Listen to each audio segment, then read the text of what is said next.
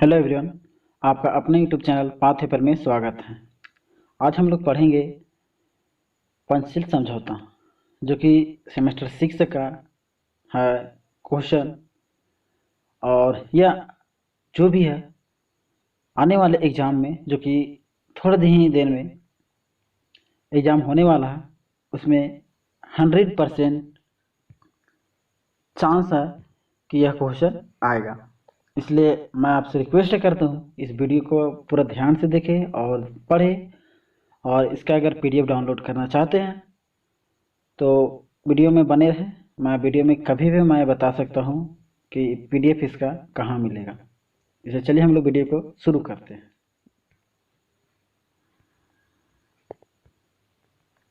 आज से 67 साल पहले 29 अप्रैल 1954 को भारत और चीन के बीच एक समझौता हुआ था। थोड़ा सा टाइपिंग में एरर हो गया है, इसलिए यहाँ 63 की जगह पे यहाँ 67 होगा, जिसे पंचशील समझौता या Panchsheel treaty of the Panchsheel agreement के नाम से जाना जाता है। मतलब कहता है आज से 67 साल पहले 29 अप्रैल 1954 ईस्वी को भारत और चाइना के बीच एक समझौता हुआ था, जिसे क्या कहते हैं, पंचशील समझौता उनसे जाना जाता है। यह पंचशील ट्रीटी या पंचशील एग्रीमेंट के नाम से जाना जाता है।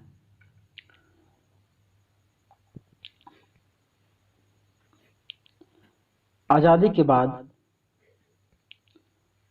बाद चीन और भारत की विदेश नीति बहुत ही महत्वपूर्ण हिस्सा माना जाता था। आज़ादी के बाद चीन और भारत का बहुत ही हिस्सा महत्वपूर्ण माना जाता था। भारत और चीन के बीच लगभग 3500 किलोमीटर सीमा रेखा था। सीमा को लेकर दोनों देशों के बीच कई मतभेद हुआ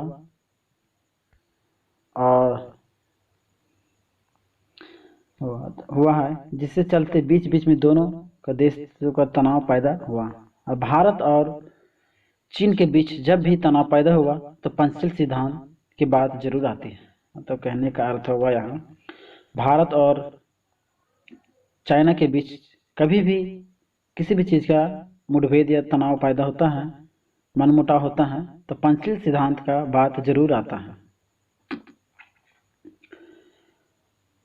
जब पंचशील सिद्धांत की बात होती है तो इसे नेहरू जी की बहुत ही भूल करार दिया जाता है। मतलब जब भी पंचशील सिद्धांत की बात होता है तो नेहरू जी का एक दोष के रूप में ठहराया जाता है। तो आपके भी मन में होगा कि आखिर नेहरू जी को पंचशील सिद्धांत का दोष क्यों दिया जाता है और बड़ी भूल क्यों मान जाते हैं। तो चलिए हम आपको 29 अप्रैल 1954 को भारत और चीन के बीच हुए पंचशील समझौता के बारे में बताते हैं।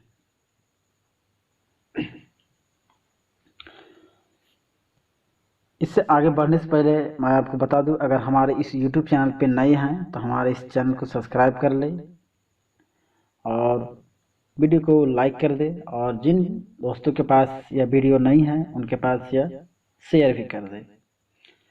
तो तिब्बत और चीन में शामिल तिब्बत चीन में शामिल हुआ कैसे, उसके बारे में। भारत आज़ाद हुआ 1947 में, ये सबको जानते हैं। 2 साल बाद ठीक पीपुल्स रिपब्लिकन ऑफ चाइना के नाम से साम्यवादी देश बना। कौन? चाइना बना।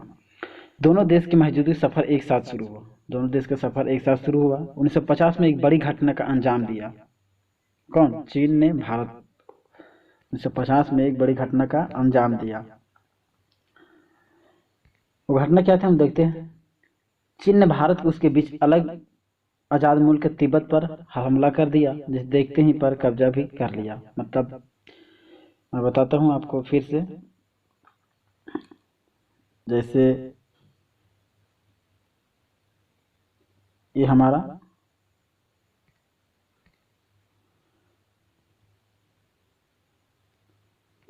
मैं इतना ही थोड़ा सा बनाता हूँ, और ये हमारा इंडिया रहा, ये इंडिया रहा। उसके बाद इसी जगह पे तिब्बत है, और ये चाइना का था। ठीक, तो जो ये था पहले चाइना इस तरह का था, तो इसी जगह पे तिब्बत था, ये तिब्बत था। तो इसे हम इंडिकेट करते हैं तिब्बत, और ये चाइना था जो कि हम सी से इंडिकेट करते हैं। तो इस जगह पे चाइना का अधिकार हो गया था, इसमें तिब्बत वाला क्षेत्र था उसमें चाइना अधिकार कर लिया था हमला करके, अपना एक राज्य घोषित कर दिया। जैसे अधिकार कर दिया उसके बाद अपना एक राज्य घोषित कर दिया। और तिब्बत के भारत और चीन होने के कारण दोनों देशों में हमेशा फासला रहा था। चीन के इस कब्जे से उस फासले को हमेशा के लिए खत्म कर दिया और अब तक की सरहद पर सिर्फ कश्मीर के एक छोटे से हिस्से तक सीमित रह गया था और बढ़कर उत्तराखंड से लेकर के नॉर्थ ईस्ट तक फैल गया था। मतलब थोड़ा सा ही पहले चाइना का यहाँ कश्मीर का जो इलाका है इसी जगह पे इसका सीमा लगता था जो कि इंडिया चाइना से, लेकिन अब ऐसे यहाँ से लेकर के जो यहाँ उत्तराखंड है उत्तराखंड तक अब इसका सीमा रेखा लगने लगा। साफ था कि तिब्बत पर चीनी के कब्जे का असर सामने सबसे ज़्यादा पड़ने लगा और तिब्बत पर चीन के कब्जे पर भारत की सुरक्षा के लिए नए सवाल खड़े हो गए। जैसे ही तिब्बत पर चाइना ने कब्जा किया तो भारत की सुरक्षा भी बढ़ानी पड़ी और इससे हुआ कि एक बड़ा ही सवाल खड़ा हो गया। नेहरू ने इस पर बयान दिया कि चीन के साथ हमें अपनी दोस्ती ही सुरक्षा चाहिए। नेहरू ने बयान दिया कि चीन के साथ अपनी दोस्ती के लिए सुरक्षा ही चाहिए। प्रधानमंत्री नेहरू ने तिब्बत पर चीन के कब्जे के बाद सीमा का मामला उठाया। चीन के कब्जे पर सीमा का मामला उठाने के लिए तैयार नहीं थे। उसके बाद नेक्स्ट देखते हैं हम लोग। प्रधानमंत्री ने यह सोचा कि जब तक हम चीन की अपनी तरफ से सीमा का मामला नहीं उठाता है इसके बारे में हम किसी स्तर पर बातचीत नहीं करेंगे। मतलब प्रधानमंत्री नेहरू जी का कहना था कि जब तक कि चीनी या चाइना सीमा का मामला नहीं उठाता तब तक हम इस पर बातचीत करना बंद करेंगे और बातचीत नहीं करेंगे। तभी गृह मंत्री जो कि सरदार वल्लभ भाई पटेल ने चीन के मामले पर 1950 ईस्वी में एक चिट्ठी लिखा। किसको लिखा चिट्ठी? प्रधानमंत्री को लिखा था। उन्होंने लिखा था, सरदार वल्लभ भाई पटेल ने लिखा था, चीन ने हमारे देश के साथ धोखा किया, विश्वासघात भी किया और चीन असम के कुछ क्षेत्र पर नजर गड़ाए हुए है। इस समस्या का तत्काल ही समाधान करे। मतलब चीनी के चाइना के बारे में सरदार वल्लभ भाई पटेल जो कि उस टाइम का गृह मंत्री थे और 1950 ईस्वी में ही पंडित जवाहरलाल नेहरू को एक चिट्ठी या पत्र लिखा जिसमें लिखे थे सरदार वल्लभ भाई पटेल, चीनी ने हमारे देश के साथ धोखा किया, विश्वासघात किया और चीन असम के कुछ हिस्सों पर नजर गड़ाए हुए है। इस समस्या का तत्काल ही समाधान करे। और उस टाइम भी नेहरू नहीं सुने।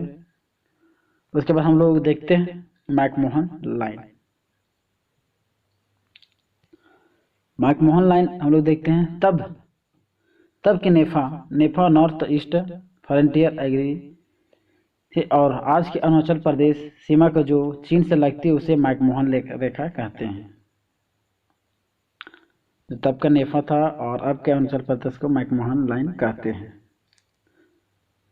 जिसे शिमला के ब्रिटिश इंडिया, तिब्बत और चाइना के 1914 में मिलकर तय किया था। शिमला के ब्रिटिश इंडिया और शिमला में किया था जो कि ब्रिटिश इंडिया और तिब्बत और चाइना 1914 में मिलकर किया था। चीन की सरकार इस पर जबरन ही तैयार की गई थी और सीमा रेखा की मनमानी थी।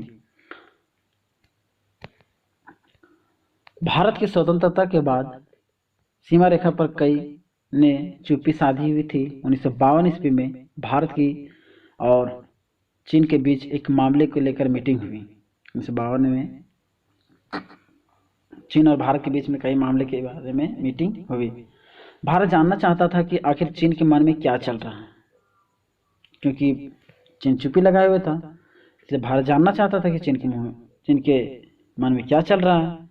भारत ने चीन की चुप्पी को चीन की सहमति समझ लिया और भारत समझने लगा कि मैकमोहन लाइन के विषय में चीन को कोई दिक्कत नहीं है। पर यह बात नहीं रुकी और 29 अप्रैल को भारत को उस संधि पर दस्तखत कर दिया जिसे पंचशील समझौता कहते हैं।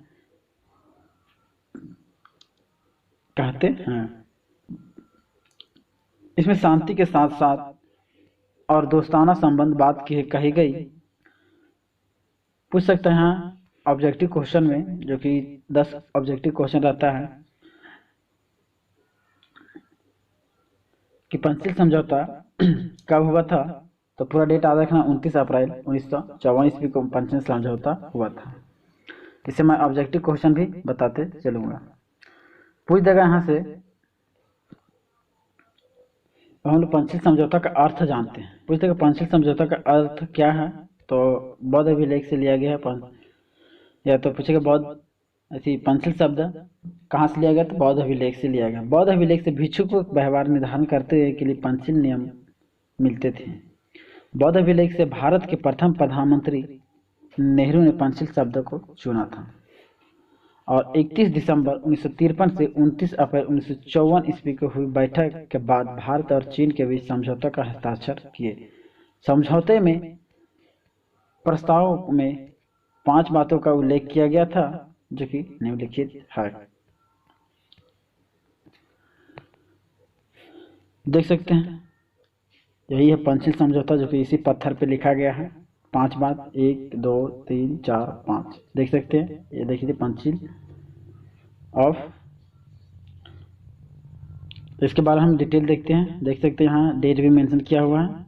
ये अभी भी वहाँ पे ये पंचशील तक के लिए पत्थर वहाँ पे अभी भी मौजूद है। तो पहला बात कहा गया था, एक दूसरे की अखंडता एवं संप्रभुत्व के सम्मान करेंगे। दूसरा कहा गया तो एक दूसरे पर आक्रमण नहीं करेंगे। तीसरा, एक दूसरे के आंतरिक मामले में हस्तक्षेप नहीं करेंगे। और चौथा, ताकि समान परस्पर लाभकारी संबंध रखेंगे और शांतिपूर्ण या सह अस्तित्व को बनाए रखेंगे। इतना 5 बात का उल्लेख किया गया था। अब आपको बताते हैं हम कि इस समझौते में ऐसा क्या था जिसकी वजह से नेहरू की आलोचना होती है और बाद में भारत के और चीन के बीच में तनाव काफ़ी कम हो गया था, जिससे भारत को यह समझौता बहुत ही फायदेमंद लग रहा था। इस समझौते की हर जगह तारीफ हो रही थी।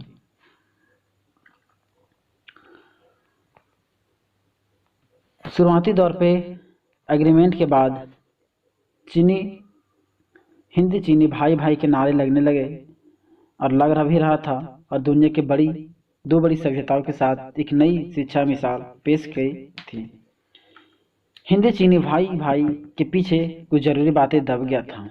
तब जो हिंदी चीनी भाई का नारा लग रहा था, उसके पीछे कुछ जरूरी बातें दब गया था। इसकी कीमत चुकानी पड़ी है। दरअसल समझौते के अंतर्गत भारत ने तिब्बत को चीन का एक क्षेत्र स्वीकार कर लिया, जिसे भारत को 1904 को एंग्लो तिब्बत ट्रीटी के नाम से के तहत से तिब्बत संबंध में जो अधिकार मिले थे, वो भारत ने अपने सारे अधिकार संधि के बाद छोड़ दिया। और इस नेहरू के का जवाब था कि उन्होंने क्षेत्र के शांति का सबसे बड़ा मिशनीय दी और इस रूप से एक विश्वसनीय था। मैं कहता हूँ इस लेक्चर को आप अगर सुन भी लेंगे ना, तो पूरा तरह से लिख लेंगे। 1 से 2 बार इस लेक्चर को सुन ले, उसके बाद ही एग्जाम में बैठे और लिख सकते हैं। उसके बाद नेक्स्ट है पंचशील समझौता। पंचशील ट्रीटी के बाद चीन के प्रधानमंत्री चाउ लाई ने आए भारत भी आए और दुनिया भर की बातें हुई।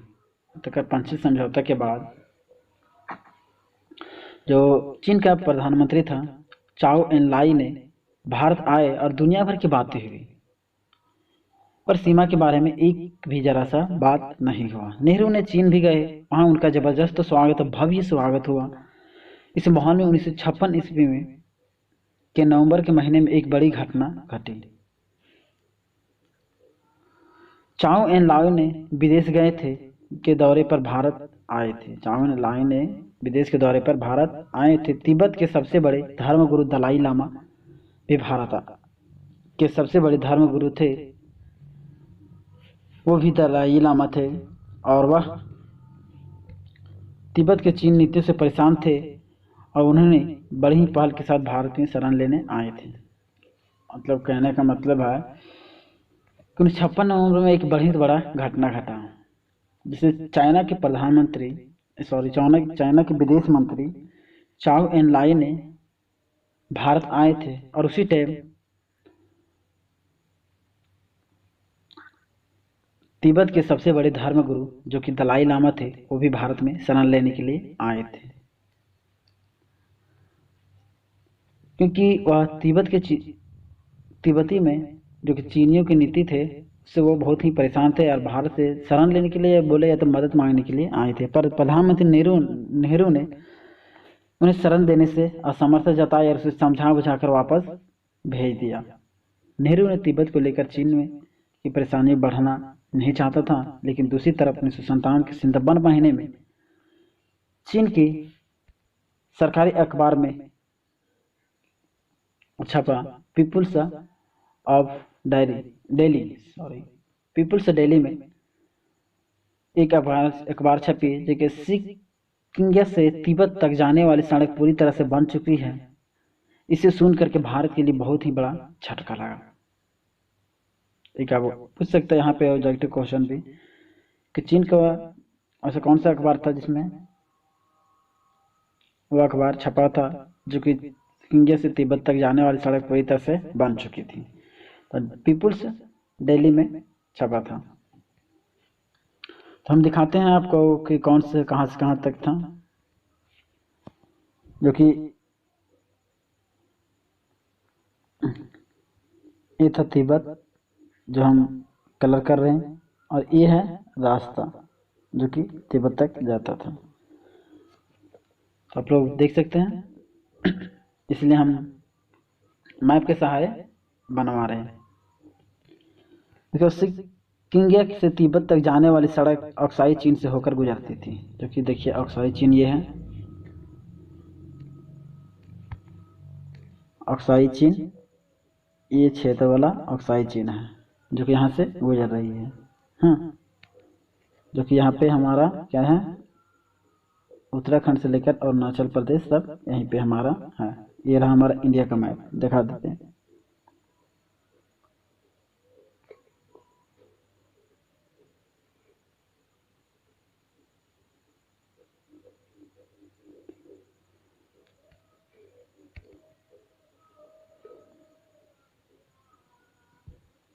देख सकते हैं। तो नेक्स्ट हम लोग देखते हैं आगे क्या है। यह वही इलाका था जो भारत में अपना मानता था, जो यही इलाका था जो भारत अपना मानता था। चीन की अक्साई चीन से लेकर असली नियत क्या था यह जानने के लिए प्रधानमंत्री सीधे चाउ एन लाई से चिट्ठी लिखा। चिट्ठी के प्रधानमंत्री नेहरू ने इसका खत का जवाब 1 महीना बाद दिया। तब इस बात को जानने के लिए प्रधानमंत्री नेहरू ने चिट्ठी लिखा तो उस चिट्ठी का जवाब 1 मंथ बाद मिला। उन्होंने कहा था कि चीन और भारत की सीमा औपचारिक तौर से तय नहीं हुई थी और चीन यह मामला इसलिए नहीं उठाया क्योंकि वह दूसरे कामों में व्यस्त था। देख सकते हैं, दूसरे कामों में व्यस्त था। साफ तौर से चीनी का रवैया बदल चुका था। भारत के बदलते हुए रूप को परखना पता था। इससे पहले घटना एक नई रूप ले ली, इससे पहले एक घटना का नई रूप ले लिया।